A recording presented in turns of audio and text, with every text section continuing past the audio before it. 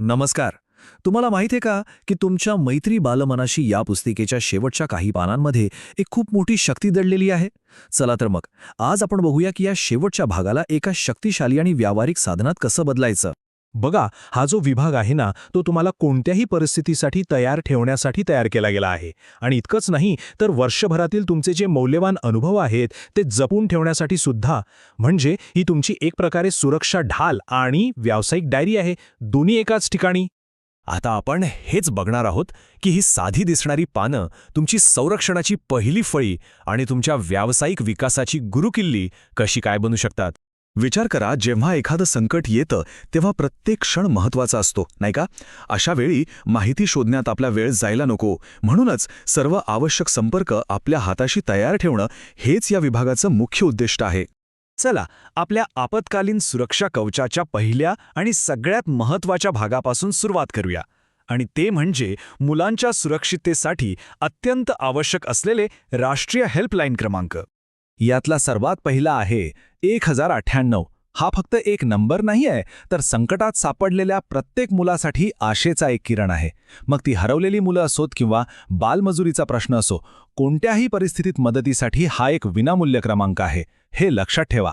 आता जेव्हा कधी त्वरित वैद्यकीय मदतीची गरज असते, म्हणजे काही दुखापत झाली किंवा कोणी आजारी पडलं, तेव्हा 108 हा क्रमांक डायल करायचा आहे. ही रुग्णवाहिका सेवा खरंच जीवनदायी ठरू शकते. मुलांच्या सुरक्षिततेसाठी किंवा कोणत्याही संशयास्पद परिस्थितीत जेव्हा आपल्याला कायद्याची मदत हवी असते, तेव्हा 100 हा पोलिसांचा क्रमांक नेहमी लक्षात ठेवायचा. आगीसारख्या धोकादायक आपत्कालीन परिस्थितीसाठी त्वरित मदतीसाठी अग्निशामक दलाचा संपर्क क्रमांक आहे 101. हा क्रमांक तुमच्या आणि मुलांच्या सुरक्षेसाठी खूप महत्त्वाचा आहे. आणि हो, हा सुद्धा एक महत्त्वाचा नंबर आहे, 1091 महिला हेल्पलाईन. हे सगळे क्रमांक जर तुमच्या पुस्तिकेत नोंदवलेले असतील ना, तर याचा अर्थ तुम्ही कोणत्याही आपत्कालीन परिस्थितीला सामोरे जाण्यासाठी तयार आहात. ठीक आहे, तर राष्ट्रीय क्रमांक तर झाले, पण त्यांच्यासोबतच आपली जी स्थानिक आधार प्रणाली आहे तीही तितकीच महत्त्वाची आहे. चला बघूया आपल्या जवळच्या स्थानिक संपर्कांची एक डिरेक्टरी तयार करून ही यंत्रणा आपण अजून मजबूत कशी करू शकतो. आता वेळ आलीये आपल्या पहिल्या उपक्रमाची.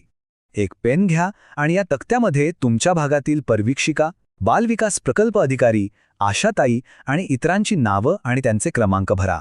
हे फक्त संपर्क नाहीत, तर गरजेच्या वेळी मदतीला धावून येणारं तुमचं स्वतःचं वैयक्तिक आधार नेटवर्क आहे. एक गोष्ट लक्षात ठेवा, हा तक्ता पूर्ण करून तुम्ही फक्त एक यादी नाही बनवत आहात, तर एक अशी विश्वासू टीम तयार करत आहात ज्यावर तुम्ही कोणत्याही परिस्थितीत अवलंबून राहू शकता. चला, आता आपण आपत्कालीन तयारीकडून जरा व्यावसायिक चिंतनाकडे वळूया. तुमच्या पुस्तिकेत माझी टिप्पणी नावाचं एक कोरं पान आहे, बरोबर?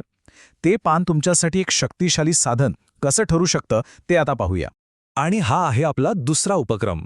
जरा आठवून बघा, या वर्षातला तुमचा सर्वोत्तम अनुभव कोणता होता, किंवा अशी कोणती ॲक्टिव्हिटी होती ज्यात मुलांना खूप मजा आली. या जागेचा उपयोग अशा सुंदर आठवणी आणि महत्त्वाची निरीक्षणं नोंदवण्यासाठी करायचा आहे. तुमच्या या लहान लहान नोंदी आहेत ना, त्या भविष्यात तुमच्यासाठी मार्गदर्शक ठरतील.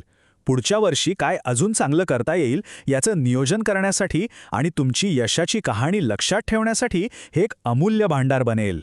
ही पानं भरणं हे केवळ एक कागदोपत्री काम नाहीये. हे थेट तुमच्या कामाच्या मूळ उद्देशाशी, तुमच्या ध्येयाशी जोडलेलं आहे. तुम्ही केलेली प्रत्येक नोंद तुमच्या समर्पणाचा पुरावा आहे. जसं या सुंदर विचारात म्हटलं आहे की तुम्ही मुलांवर प्रेमाचे संस्कार करत आहात. तुमच्या नोंदी, तुमचे अनुभव हेच दाखवून देतात की तुम्ही दररोज मुलांवर किती मोठा आणि सकारात्मक प्रभाव पाडत आहात. बघा, ही साधी पावलं उचलल्यामुळे तुमच्या पुस्तिकेचं शेवटचं पान तुमच्यासाठी सर्वात मौल्यवान व्यावसायिक साधन बनेल. तर मग तुमची पुस्तिका उघडी आहे. तुमची पहिली नोंद कोणती असेल